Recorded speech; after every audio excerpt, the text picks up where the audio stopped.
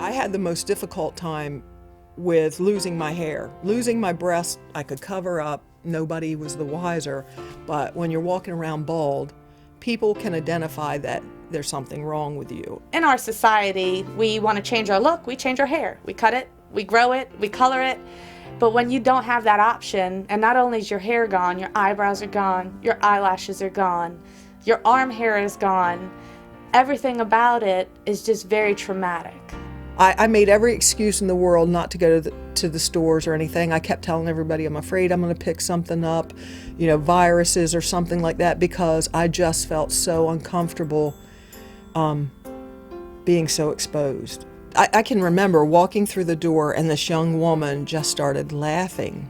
And I knew she was laughing at me. And she would look in my direction and it was so unnerving.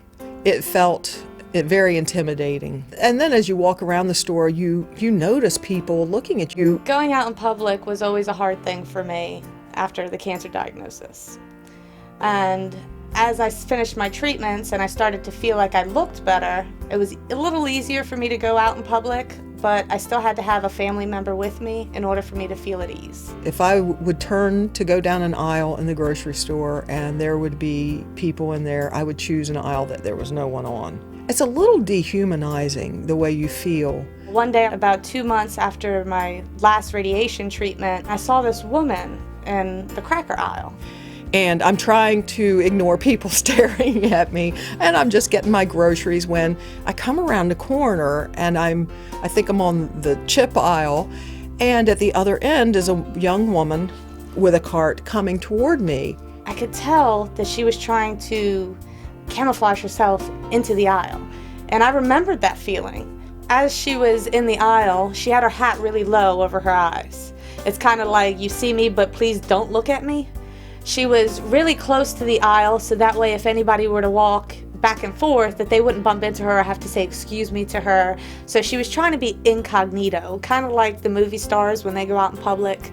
And she's got this huge grin on her face, and she's looking directly at me, and she just keeps coming toward me. Because I remember being that person, having everybody stare at you and looking at you funny, or just feeling like everybody was staring at you, because you were so self-conscious about yourself. And she's like, "Hey, sister," and then just starts speaking to me about her own experience with breast cancer. With a big old smile on my face, and I just wanted to run up to her and just grab her and let her know that everything was going to be okay. Her hair was short and curly at the time, so I could tell that she was just growing her hair out, and I was really excited asking her questions about how long did it take to get your hair that long, Every woman going through chemotherapy, the hardest thing to do is to lose your hair. Your hair can grow back, but it takes so long. It touched my husband profoundly. And he kind of looked at me like, what are you going to say to my wife? You look at breast cancer patients and everybody has compassion for them, and then you forget the families that love them, that just really struggle watching you go through these things. And he just is so protective of me. So I walked over and I said, "Hi." I introduced myself and I just told her to stay strong and that I knew where she was, but to look at me and to know that there was going to be a brighter future and that she was going to make it through it, because if I could make it through it, anybody could make it through it. And then to have this young, beautiful woman just encourage me and let me know that she'd already been through everything I was currently going through, and that she was going to be, that it would all be okay. And we had a great conversation, and I gave her a really big hug, and I hugged her husband, and it really made me feel good that I could give back to a woman that was in my position and understand where she was coming from, and I could see that there was a light in her eye again. Her story touched me profoundly, and I feel grateful that anybody would care enough to just stop and make sure that they're ministering to another person going through what they're going through. I think it's the greatest gift you can give.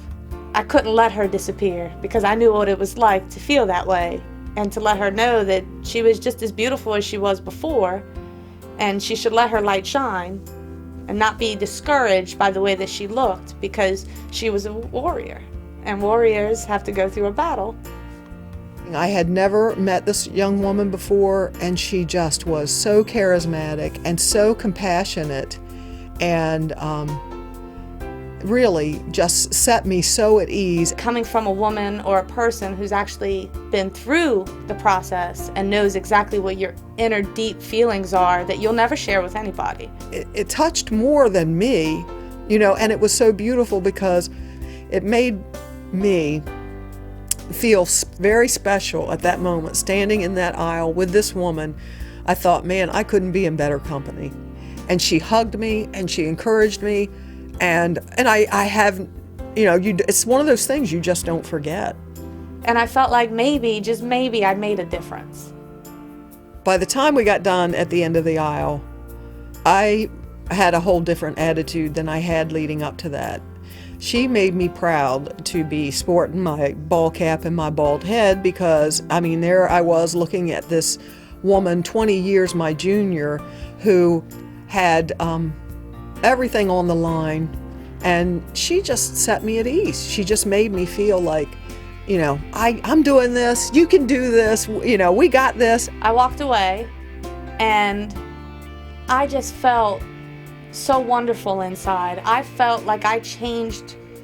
Not only did I change personally by growing and talking to a complete stranger about some very personal issues, but I could tell that I affected her and her husband, and I changed her perspective. After I walked away from her, she wasn't camouflaged anymore. She wasn't going and trying to hide in the aisle. She had a huge smile on her face, and she looked joyful in the eyes, like, okay, I think this is going to be okay. I can do this. Age does not separate you. It actually even enhances the experience, because I can be comforted by a 30-something and feel like she's got as much wisdom as any woman of any age does because of the experiences she's had as well. My husband and I spoke of her often because he would just go, I will never forget.